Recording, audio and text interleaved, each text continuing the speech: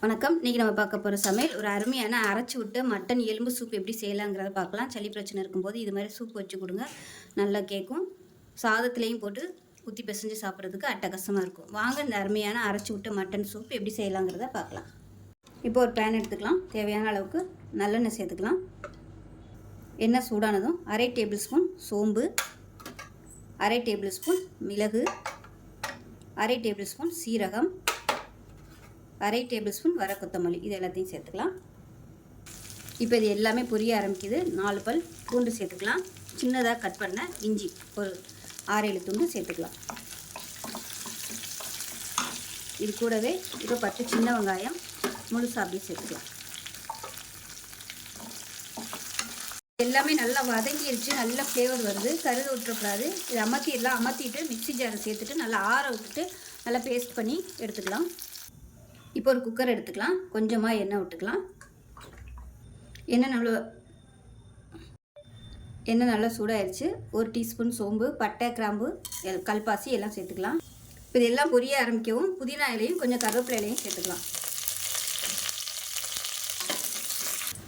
2 வரமிளகாய் சேர்த்துக்கலாம். ஒரு கைப்பிடி அளவுக்கு பெரிய வெங்காயம் பொடியாக கட் பண்ணி வச்சுருக்கேன், அதை சேர்த்துக்கலாம்.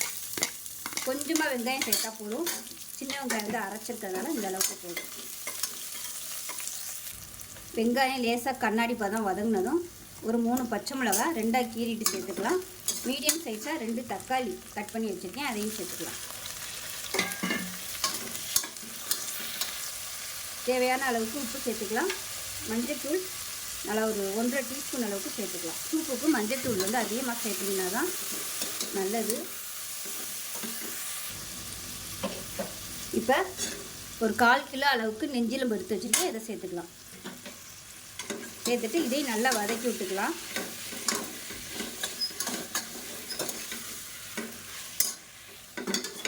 இப்போ மட்டன் நல்லா வதக்கியாச்சு. இப்போ நம்ம அரைச்சி வச்சுருக்கிற இந்த பேஸ்ட்டை சேர்த்துக்கலாம்.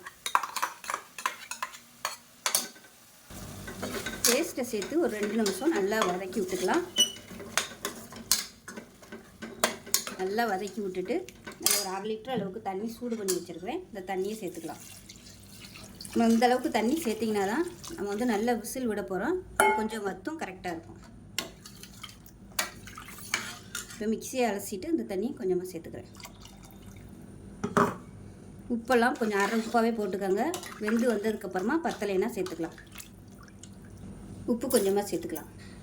இப்போ பொடியாக நறுக்குனா கொத்தமல்லியில் சேர்த்துக்கலாம்.